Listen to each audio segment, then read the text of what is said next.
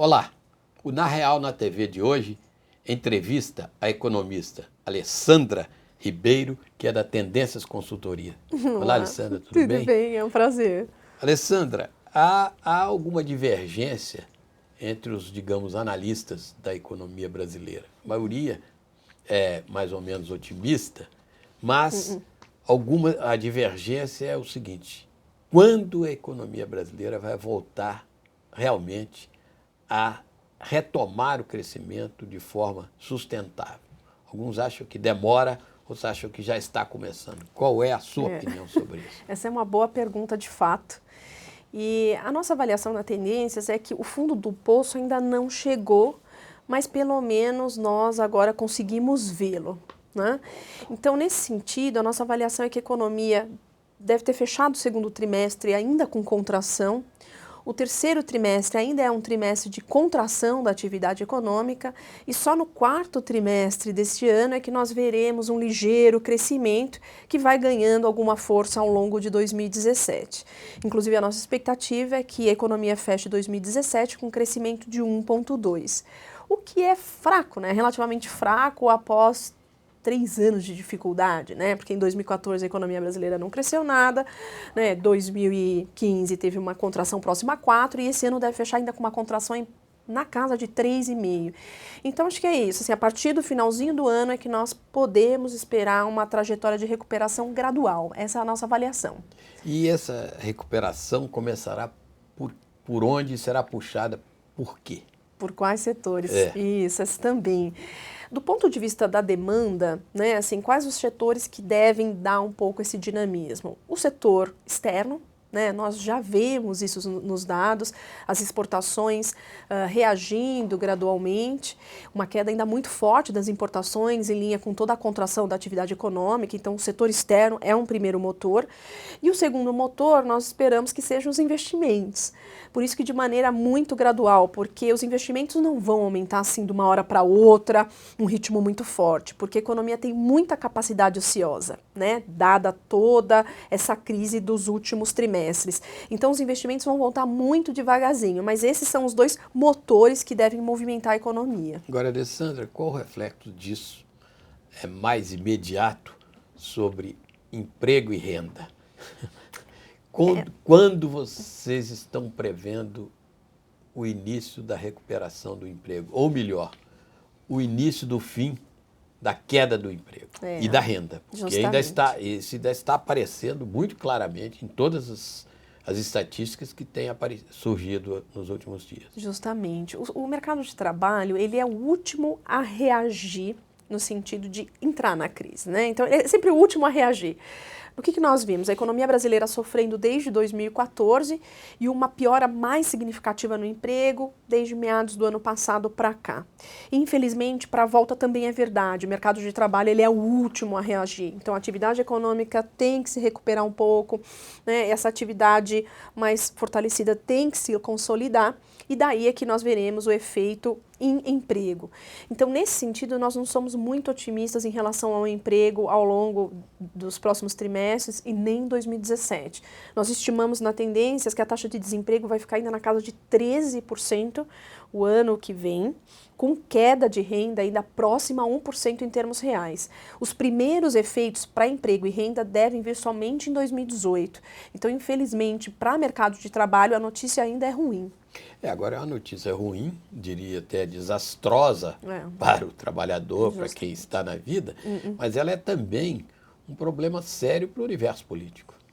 Não tenha dúvida, porque de fato, enquanto o emprego não reage, a renda não reage, essa sensação de bem-estar econômico muito ruim vai manter a avaliação de qualquer governo, mesmo de um governo Temer se confirmando após um impeachment, com baixa popularidade. Ele pode até ter alguma reaçãozinha lá em 2018, mas ainda assim não é de se esperar grande avanço na popularidade por isso. Porque o desemprego vai estar alto e a renda vai ter uma reação muito, muito pequena.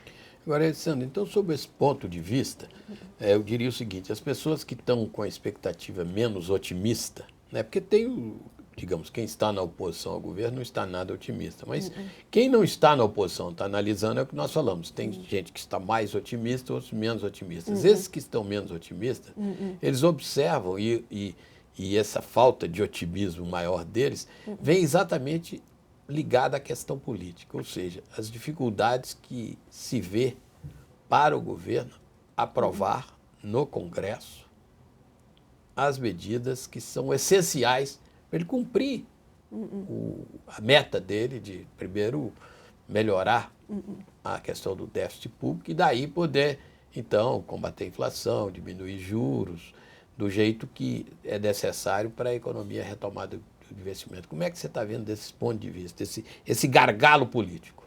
De fato, acho que a situação política é muito delicada.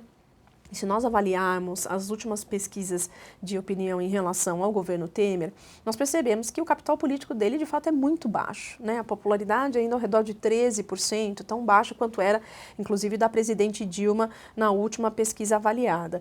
Então, isso, de fato, é um limitador. Mas, por outro lado, a gente não tem muita alternativa, essa agenda tem que caminhar e os parlamentares, em certo sentido, entendem a urgência dessa agenda, porque o cenário alternativo, se essa agenda não for encaminhada, é muito pior para todos, inclusive do ponto de vista político. Então, dada a especificidade da situação, o Temer deve, na nossa avaliação, conseguir passar alguns pontos da agenda. E pontos delicados, como esse limite sobre os gastos e mesmo a reforma da Previdência, que são pontos cruciais para um equacionamento da questão fiscal ao longo dos próximos anos. Mas é isso, é pela urgência. A urgência é tamanha que leva os parlamentares a votarem aí mais coesos para a aprovação dessas medidas. E tem um ponto importante que é o próprio papel do PSDB, que apoiou o impeachment e tem que dar alguma sustentação ao Temer nesse momento difícil de agenda. E o próprio PSDB entende que se essas medidas forem aprovadas agora, mesmo que ele ganhe numa eventual eleição lá em 2018, para ele a situação do ponto de vista econômico vai estar um pouco mais fácil do que se essas medidas não passarem. Mas você citou o PSDB não é uma grande força no Congresso, é uma das maiores. A grande força do Congresso está no PMDB e no Centrão, que é onde se resiste mais a certas medidas de austeridade. Como é que você vê este ponto de vista? Justamente, acho que assim, o PSDB ele é uma força importante, mas temos o próprio PMDB para manter coeso, né? Inclusive, acho que todo esse esforço do Temer com relação ao novo presidente da Câmara, até inclusive no sentido de não se posicionar, claro, tem algum candidato que é mais pró-Planalto do que outro, mas eu acho que essa relação de não afetar a relação com os partidos do centro, esse certo distanciamento do Temer, mostra quão importante ele é. A gente sabe que é difícil você encarar uma agenda de austeridade num momento como esse, ainda mais com partidos que não defendem a agenda. Mas, por outro lado, a gente vê a habilidade do Temer, até como um profundo conhecedor da dinâmica da casa, e ele tem tido grandes vitórias, né? Se a gente pegar desde o início do governo interino, ele já conseguiu passar a DRU, já conseguiu aprovar um déficit de 170 bilhões de reais, o que não é qualquer coisa. Então, ele já tem algumas vitórias que mostram um apoio a esse governo, né? Mas uma das críticas que se diz é o seguinte, o reajuste ou o ajuste do governo até agora está mais voltado para o aumento de despesas, isto é real, aumento de funcionalismo, e etc., do que de corte de despesas que são promessas futuras. Inclusive, passar a mudança na meta fiscal foi para dar folga de gasto. Como é que você vê isso? Na verdade, nós avaliamos que essas medidas mais recentes de reajuste do funcionalismo, que em certa medida já estava meio encaminhado pelo governo Dilma, e mesmo do Bolsa Família, né, que ficou acima do que a própria presidente Dilma tinha sinalizado, na nossa avaliação está no custo do impeachment. O que eu quero dizer? O impeachment não está dado. Né? É um processo que deve se resolver lá em agosto, 25, 27 de agosto. Então, nesse sentido, dadas as dúvidas ainda existentes com relação à materialização do impeachment, o Temer está um pouco refém dessa agenda. Então, acho que não dá para esperar muito agora durante essa janela. Pós a materialização do impeachment e ele ganhando legitimidade, os sinais que nós esperamos, nós analistas, é que ele seja realmente mesmo duro em relação a gastos, até para conseguir sinalizar um processo de redução do déficit fiscal. Mas esses sinais mais contundentes nós esperamos pós-impeachment. Vocês esperam aumento de impostos? Esperamos. É difícil ele conseguir resolver essa situação fiscal sem algum aumento de impostos. Nós temos, por exemplo, na nossa conta a CID. A CID, por mais que alguns economistas ou alguns, mesmo dentro do próprio governo, não sejam a favor da CID, nós avaliamos que eles vão ter que aumentar a CID. Então, inclusive, nós já temos afetando o nosso cenário de inflação e tudo a partir do final desse ano, porque não tem muita alternativa. O buraco fiscal é muito grande. Então, por mais que tenha o limite sobre gastos, que a PEC seja aprovada, ela não é suficiente para trazer o resultado primário para o campo positivo tão cedo. Então, alguma coisa na parte de impostos vai ter. CID é um grande eleito, IOF, sobre algumas operações, é também outro grande eleito. PIS/PASEP, PIS/COFINS. Até, nem sei se esse tão agora, mas pode ser também naquela agenda de reonerar a folha, que inclusive, né, foi uma bandeira muito forte do governo Dilma de desonerar a folha de pagamentos. O Levi já reverteu uma boa parte dessa agenda da Dilma.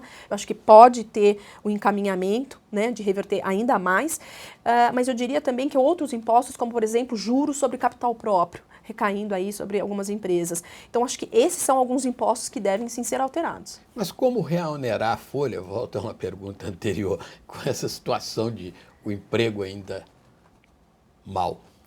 Então, no fundo, o que foi feito? Essa agenda ela foi muito errada lá atrás. Né? Então, assim, o Levi tentou consertar um pouco, né? E acho que ele até avançou bem nessa agenda, mas quando você faz contas assim muito simples, conta de padeiro mesmo, você vê o que o governo está abrindo mão de arrecadação.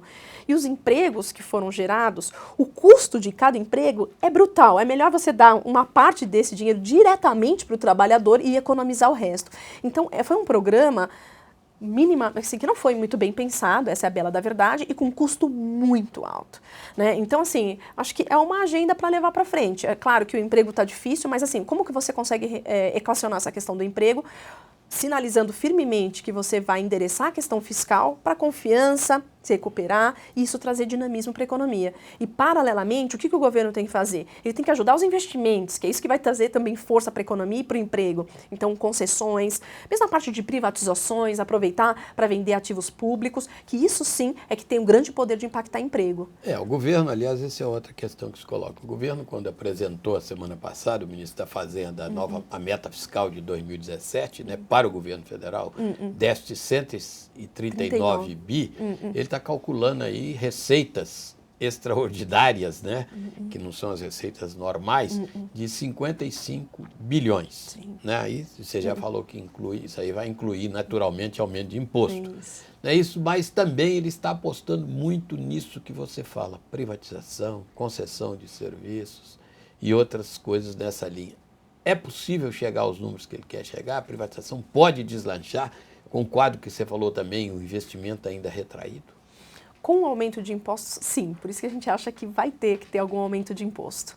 Colocar só na conta de privatizações ou concessões, acho que é muito difícil ter uma receita aí de 50, 55 bilhões. Então, por isso que vai ter aumento de impostos. Com relação aos investimentos, é possível, desde que os modelos, principalmente para as concessões, sejam modelos bem desenhados, que tragam segurança para o investidor, né, que eu acho que esse é o principal ponto. A própria concessão no sentido de desenho ter um prazo razoável para o investidor ter o retorno esperado. Então, se ele fizer um bom modelo, melhorar o ambiente de negócios, principalmente no que diz respeito às agências reguladoras, melhorando a qualidade das agências, que foram muito capturadas nos últimos anos, né, por participantes políticos, sem mínimo viés técnico, assim ele consegue atrair. A gente sabe que o mundo está líquido, tem recursos por aí, então é só fazer bons modelos e sinalizar que, olha, o equilíbrio macroeconômico vai ser dado com o endereçamento da questão fiscal. Então, esses recursos poderiam sim vir para cá e financiar esses investimentos. Com esse quadro, Alessandra, de incerteza que paira, alguma certeza paira, como é que vocês estão vendo dois preços muito importantes na economia? Câmbio e juros. Essa é uma ótima pergunta que os economistas também estão bem divergentes. Estão se perguntando muito. Estão se perguntando muito. Em relação a juros, especificamente, o novo presidente do Banco Central, né, o William, ele deu sinais muito duros em relação ao compromisso do BC de trazer a inflação para a meta o ano que vem. E o que isso para a gente significa? Que ele vai sustentar a taxa básica de juros em 14,25 por um período mais longo de tempo do que o mercado esperava. Então, nesse sentido, a tendência está trabalhando com o início da flexibilização monetária em novembro, a última reunião do ano. Então, a Selic terminaria o ano em 13,75 e esse processo de redução continuaria ao longo de 2017 e o juro atingiria 11,5%. Com relação a câmbio, que é a grande questão, tem analistas de mercado que estão bem otimistas em relação a câmbio, achando que, olha, agora com a boa sinalização do governo, essas medidas sendo aprovadas pelo Congresso, muita liquidez no mundo, esses recursos vêm para o Brasil e mantêm o real apreciado. Nós temos uma avaliação um pouco distinta, nós temos um cenário em que o real gradualmente ele volta a se depreciar. Então, para falar em números, nós projetamos algo em torno de 3,40 final desse ano e 3,55 final do ano que vem. E um motivo central para essa volta gradual, né, do dólar, na verdade, ganhando valor em relação ao real, é o processo de subida de juros nos Estados Unidos.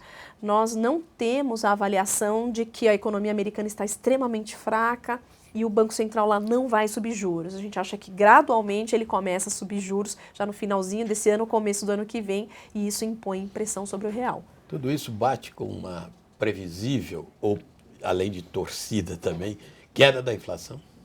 Isso, pelos nossos cálculos, sim. Mesmo trabalhando com essas taxas de câmbio, os nossos modelos apontam para uma inflação de 5% já o ano que vem. Para esse ano, nós estimamos 7,4%, o que é uma boa desaceleração em relação à inflação de quase 11% que nós tivemos o ano passado, né? Claro, muito também por causa dos choques em preços administrados, mas é possível, sim, com essa Selic que nós avaliamos que vai ficar aí por um bom tempo ainda, né? Tá certo, Alessandra, muito obrigado pela entrevista. Eu que agradeço. E o Na Real, na TV, volta na próxima segunda-feira com uma outra entrevista, sempre às 14h.